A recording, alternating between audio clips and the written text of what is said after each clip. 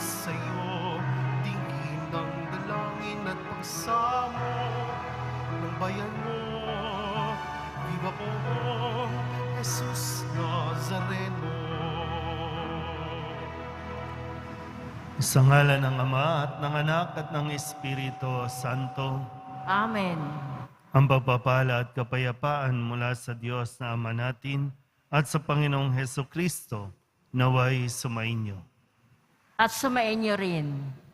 Mga kapatid, tinipon tayo bilang kaanib na angkan ng Diyos, kaya dumulog tayo sa maawaing Panginoong nagpapatawad ng lubos.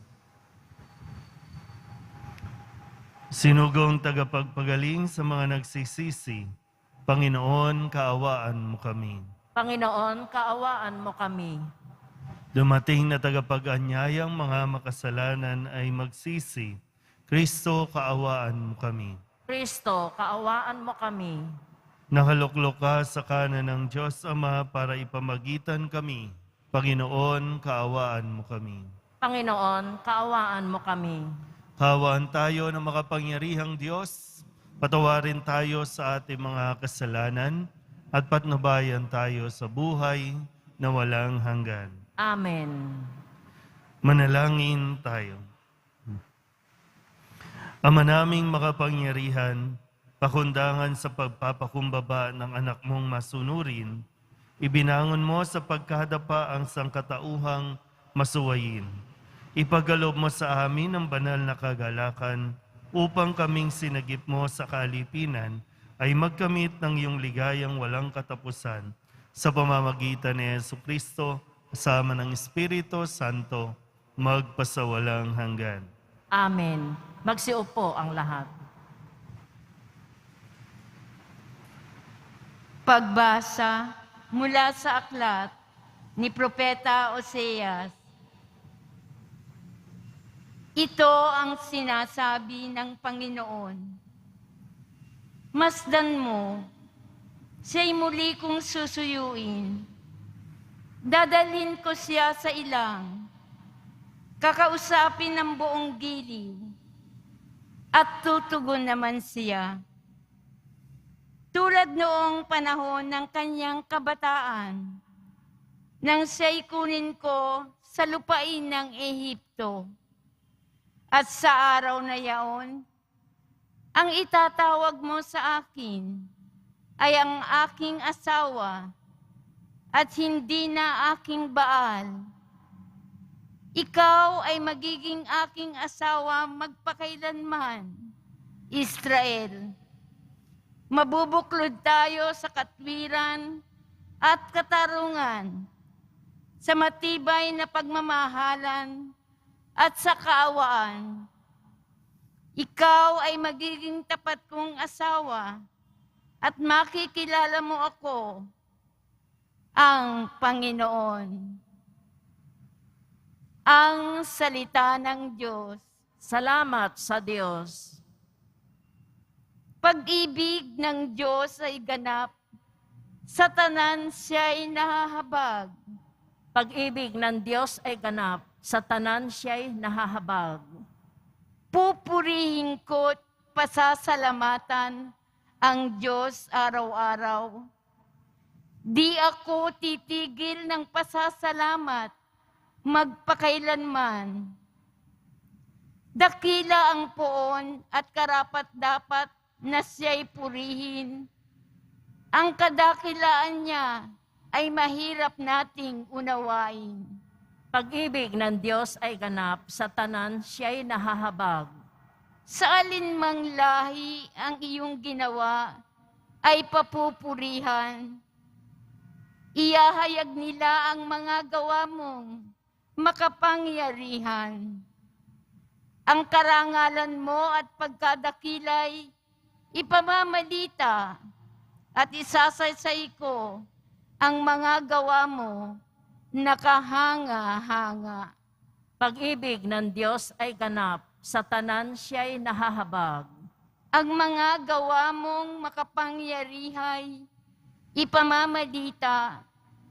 Sa lahat ng tao'y aking sasabihin, ikaw ay dakila. Iahayag nila ang lahat ng iyong mga kabutihan. Aawitin nila ang kabutihan mo't iyong kabaitan. Pag-ibig ng Diyos ay ganap, sa tanan siya'y nahahabag. Magsitayo ang lahat.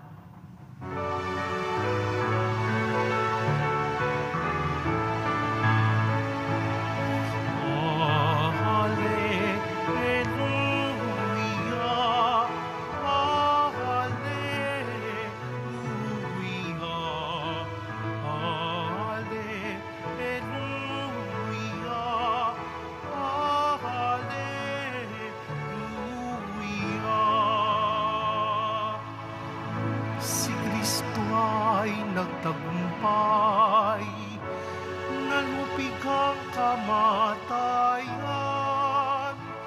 nagnining ang pagkabuhay. Hallelujah, hallelujah, hallelujah, hallelujah.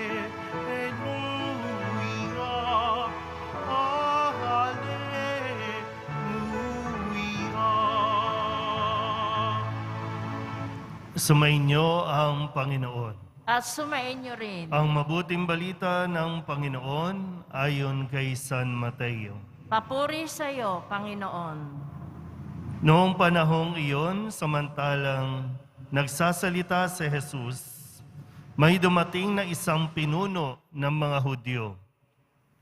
Lumuhod ito sa harapan niya at ang sabi, "Kamamatay lang po ng aking anak na babae, ngunit sumama lamang kayo sa akin at ipatong ang inyong kamay sa kanya, ay mabubuhay siya." Tumindig si Jesus at sumama sa kanya. Gayon din ang kanyang mga alagad. Sumunod din ang isang babaeng may 12 taon nang dinudugo. Lumapit ito sa likuran ni Jesus at hinipo ang laylayan ng kanyang damit, sapagkat sinabi niya sa sarili, "Mahipo ko lang ang kanyang damit, ay gagaling na ako." Bumaling si Jesus at pagkakita sa kanya ay sinabi, "Anak, lakasan mo ang iyong loob. Pinagaling ka ng iyong pananalig." Noon day gumaling ang babae. Nang dumating si Jesus sa bahay ng pinuno, nakita niya ang mga manunugtog ng plauta at ang maraming taong nagkakaingay. Sinabi niya, "Magsilabas kayo, hindi patay ang bata, natutulog lang."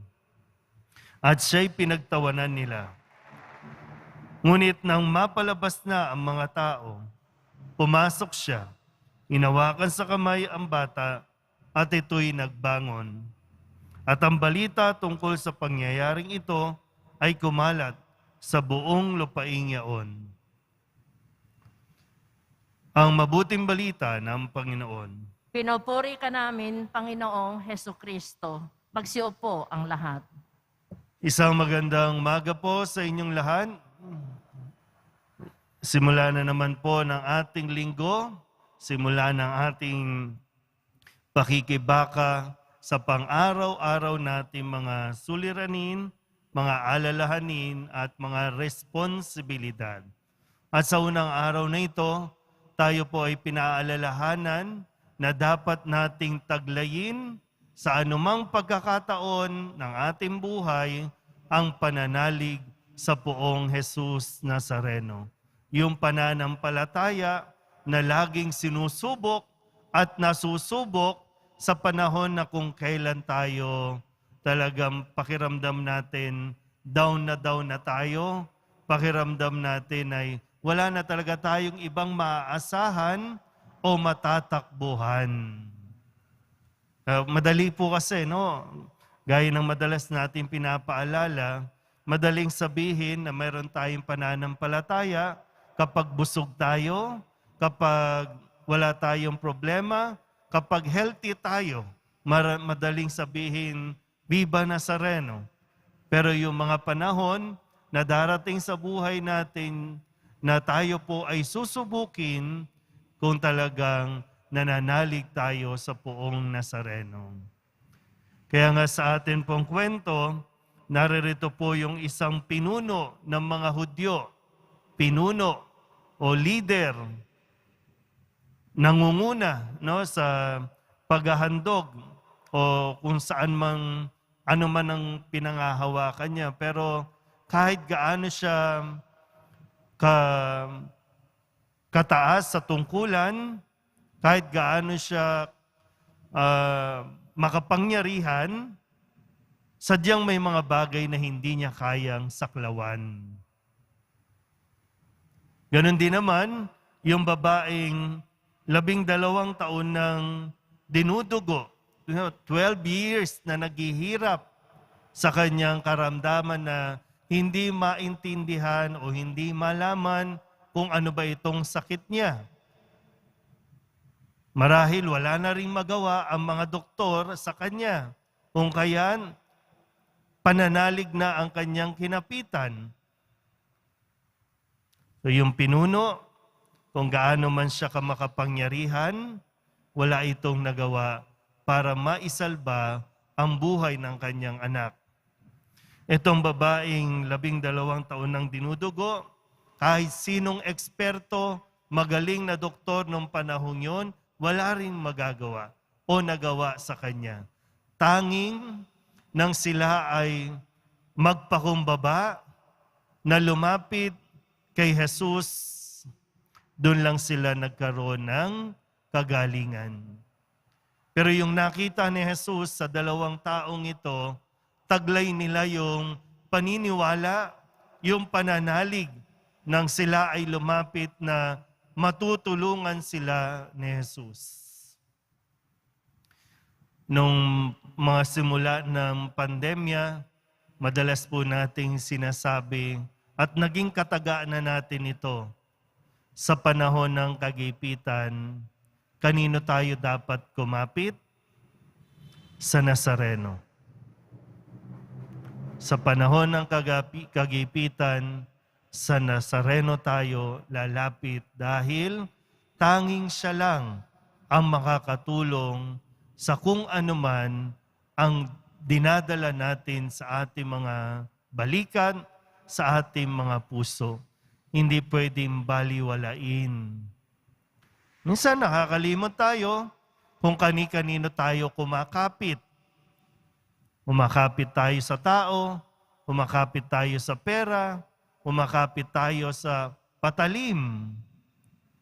Pero mas lalo lang tayong nahihirapan, mas lalo lang tayong nasasaktan. Kung kay Kristo ka kakapit, hindi ka masasaktan. Pero hindi pwedeng basta-basta kapit lang. Kailangan nating kumapit ng may pananampalataya. Hindi tayo bibiguin ng poong Jesus Nazareno basta't manampalataya lang tayo sa Kanya. Amen? Magsitayo ang lahat.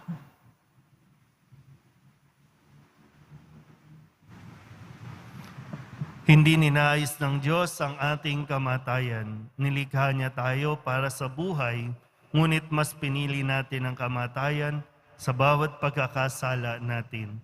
Si Kristong tagapagligtas ang nagbabalik sa atin sa buhay at lumalapit tayo sa Ama sa pamamagitan niya. Ang ating pong itutugon, Ama ng buhay, pakinggan mo kami. Ama ng buhay, pakinggan mo kami. Ang simbahan naway maging tanda ng gawaing mapagpagaling ni Kristo sa pamamagitan ng pagmamalasakit sa mga may karamdaman sa katawan, isip at diwa. Manalangin tayo. Ama ng buhay, pakinggan mo kami. Ang mga doktor at mga nurse at yaong mga nag-aalaga ng mga may sakit, naway magpakita ng habag at kahinahunan ni Kristo sa pag-aaruga sa mga maliliit nating mga kapatid. Manalangin tayo. Ama ng buhay, pakinggan mo kami. Ang mga taong nagdurusa sa kahirapan, naway lumapit kay Jesus na naging hamak para sa atin. Manalangin tayo. Ama ng buhay, pakinggan mo kami. Ang mga pusong wasak, naway mapahilom natin sa pamamagitan ng ating mabubuting gawa at salitang nagdudulot ng kasiyahan. Manalangin tayo. Ama ng buhay, pakinggan mo kami. Ang mga namayapa, naway masiyahan sa makinang nabukang liwayway ng buhay na walang hanggan. Manalangin tayo. Ama ng buhay, pakinggan mo kami. Idulog din natin sa Panginoon ang ating mga personal na kahilingan at mga panalangin para sa ating mga pamilya.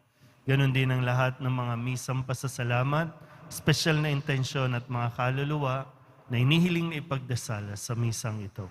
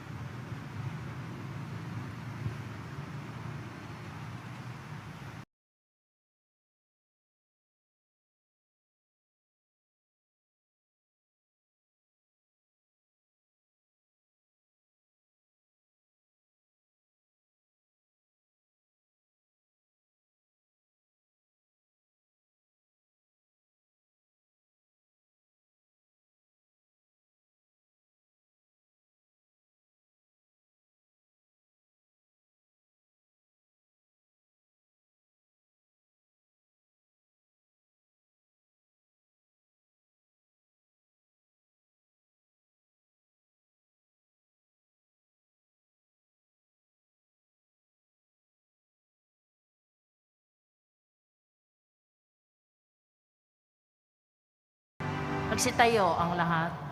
Manalangin kayo mga kapatid upang paghahain natin ay kalugdan ng Diyos sa mga makapangyarihan.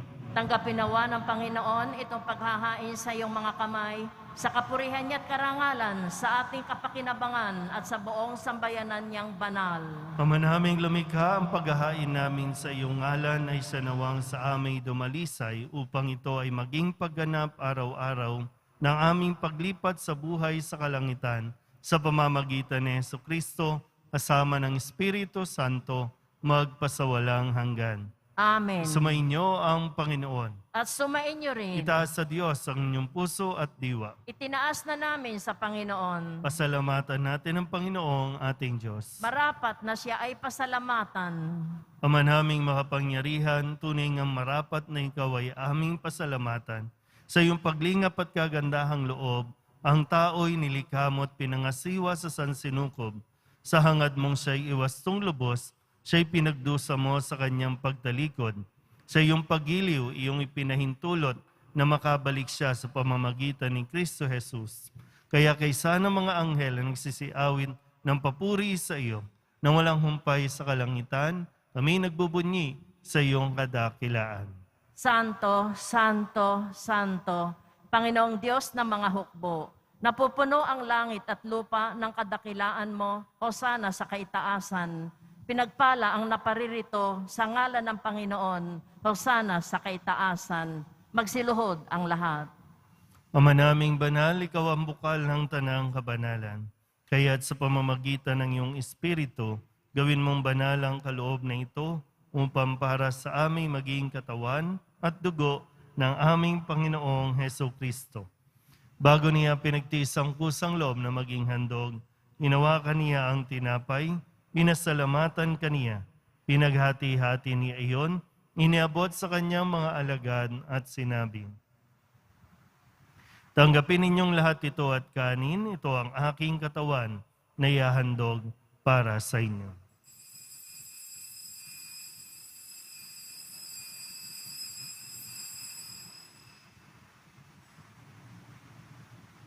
Gayun din naman nang matapos ang hapunan, hinawakan niya ang kalis, muli kaniyang pinasalamatan.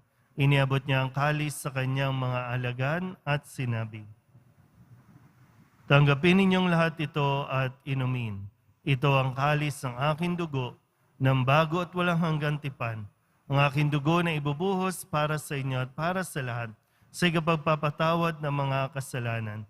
Gawin ninyo ito sa pag-alaala sa akin.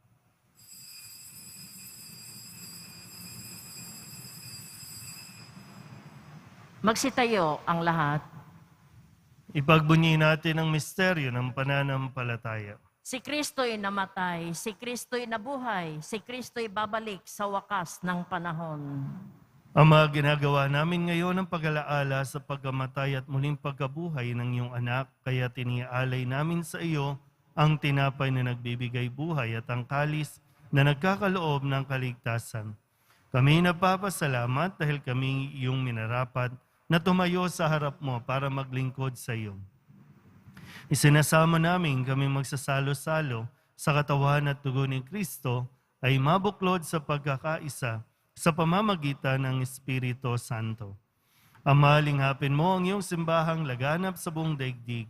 Puspusin mo kami sa pag-ibig kaysa ni Francisco na aming Papa at ni Jose na aming Obispo at ng Tanang Kaparian. Alalahanin mo rin ang mga kapatid naming nahimlay na may pag-asang sila'y muling mabubuhay, gayon din ang lahat ng mga pumanaw. Kawaan mo sila at patuloyin sa iyong kaliwanagan. Kawaan mo at pagindapating kaming lahat na makasalo sa iyong buhay na walang wakas. Kaysa ng mahal na Birhen Maria na Ina ng Diyos, ng kabiyak ng puso niyang si San Jose. Kaysa ng mga apostol at ng lahat ng mga banal na namuhay dito sa daigdig ng kalugod-lugod sa iyo, may pagdiwang nawa namin ang papupuri sa ikararangal mo sa pamamagitan ng iyong anak na aming Panginoong Heso Kristo.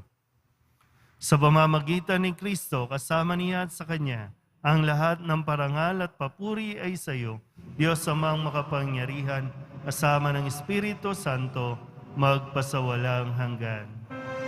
Ang ngalan mo, mapasa amin ang kaharian mo, sundin ang loob mo dito sa lupa para ng sa langit.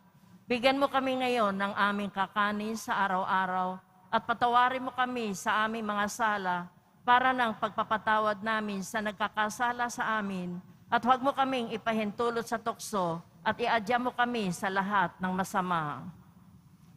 Inihiling namin kami iadya sa lahat ng masama, pagkalooban ng kapayapaan araw-araw, iligtas sa kasalanan at ilayo sa lahat ng kapahamakan, samantalang aming pinananabikan ang dakilang araw ng pagpapahayag ng tagapagligtas naming si Hesu Kristo. Sapagkat iyo ang kaharian at ang kapangyarihan at ang kapurihan magpakailanman. Amen. Panginoong Hesu Kristo, sinabi mo sa iyong mga apostol, kapayapaan ang iniiwan ko sa inyo, ang aking kapayapaan ang binibigay ko sa inyo.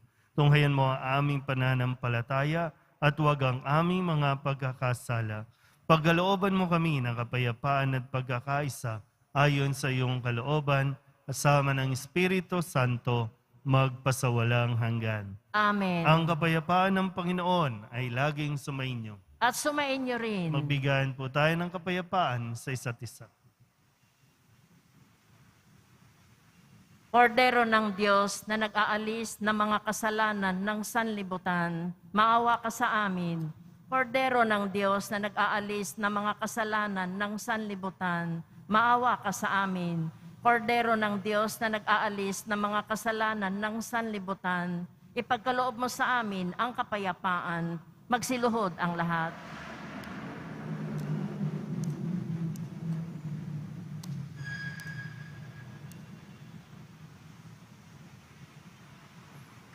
Ito ang kordero ng Diyos. Ito ang nag-aalis ng kasalanan ng sanlibutan. Mapalad ang mga inaanyayahan sa kanyang piging. Panginoon, hindi ako karapat-dapat na magpatuloy sa iyo, ngunit sa isang salita mo lamang ay gagaling na ako. Katawan ni Kristo, Amen.